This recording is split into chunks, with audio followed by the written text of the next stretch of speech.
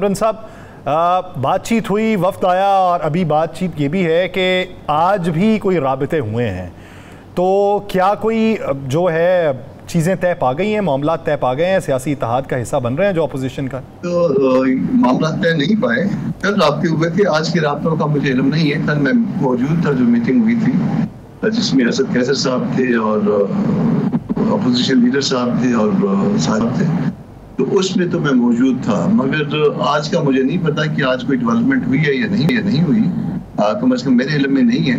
मगर ऐसा है कि हम कोई पहले भी हमारी तरफ से कोई सख्त बयान जो है वो नहीं दिए जा रहे कम से कम पीटीआई की तरफ, और बावजूद इसके कि पीटीआई के दोस्तों ने जो है हमारे अगेंस्ट स्टेटमेंट्स दी थी, मगर इसके बावजूद हमने नज़रअंदाज किया था। अब वो कॉन्फिडेंस बिल्डिंग का जो है वो मामला तो चल रहा है दोनों पार्टीज के दरमियान या उस इत्तेहाद के दरमियान और JUI के दरमियान, और स्टिल इसमें अब टाइम लगेगा। अच्छा कामरान मुर्तज़ा साहब, एक चीज़ तो साबित होगी कि मौलाना साहब जो हैं वो एक ऐसी शख्सियत है कि वो जब चाहें जिस तरह चाहें लीड कर सकते हैं, और ये आपके बड़े सियासी मुखालिफ भी अब आपके पास आ गए हैं।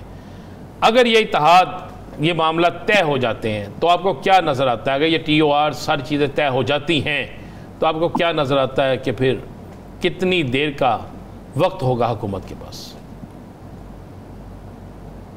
देखिए, फर्ज करें कि आज तय हो जाती है तो मुझे नहीं लगता कि अगले 2-2.5 महीने गवर्नमेंट गुजार पाए, और अगर इसमें बातें तय होने में टाइम लगे तो फिर शायद जो है ना वो फिर मामला अगस्त सितंबर की तरफ चले जाए।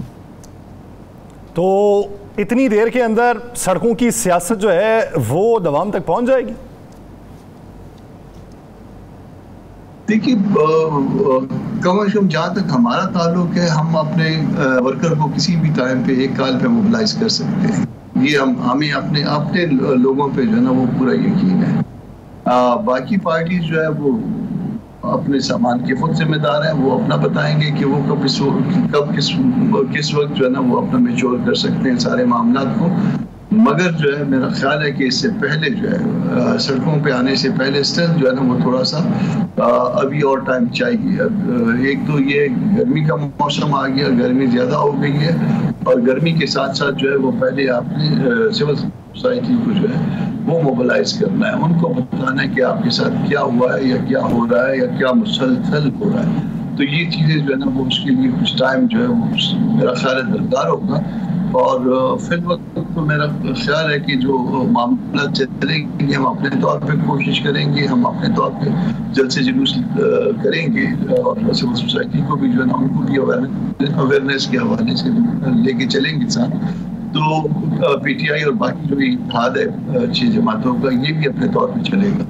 कहाँ पे मिलके इकट्ठे होते हैं ये टाइम शायद कामरान मुर्तज़ा साहब, आप सेंटर भी हैं, बड़ी गहरी नज़र रखते हैं।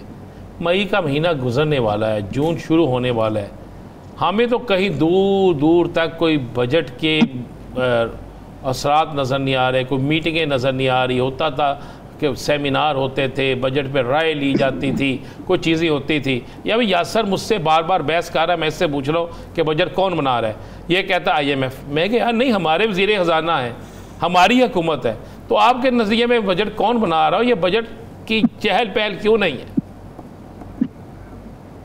देखिए, अभी तक तो कमेटीज नहीं बना सकी ये पार्लियामेंट जिससे आप बजट की तवक्को कर रहे हैं। क्या कौमी असम्बली में कमेटियां बन गई हैं? क्या सेनेट में कमेटियां बन गई हैं? आप तो अब तक सेनेट को मुकम्मल नहीं कर पाए हैं।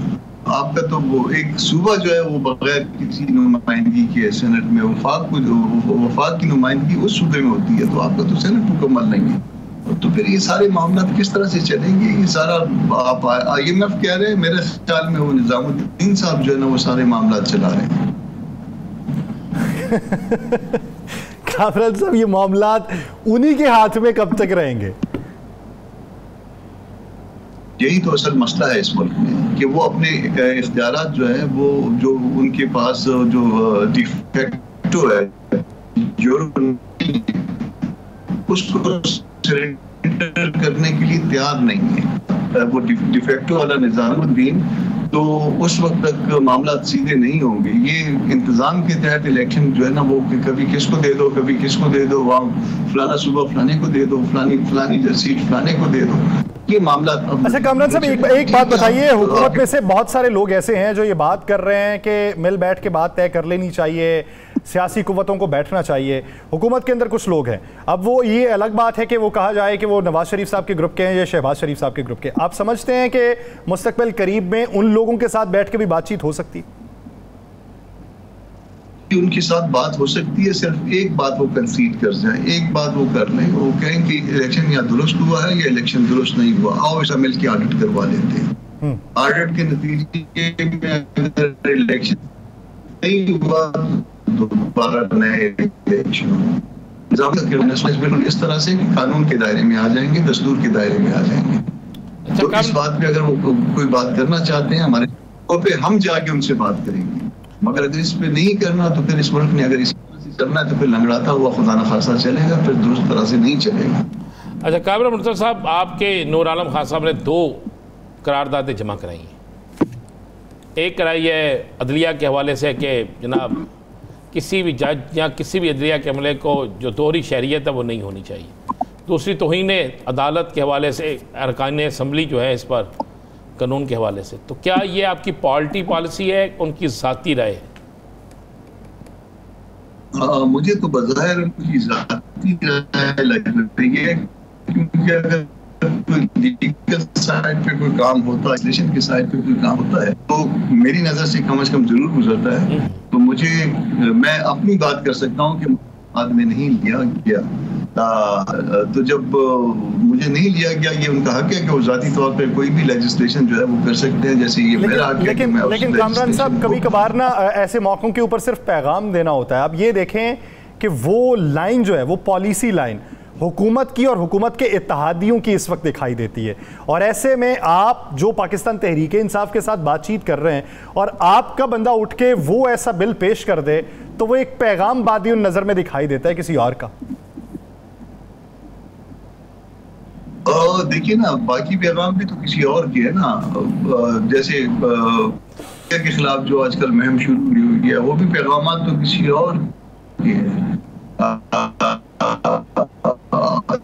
जब तक फैसले जो है ना वो मंशा के मुताबिक आते रहे तो और वो आपस में बहन पाई, और जब फैसला कोई जो है ना खिलाफ आना शुरू हो जाए तो वो बहन भाई का रिश्ता जो है ना वो तोड़ देते हैं, एक दूसरे को जो है ना वो कहते हैं कि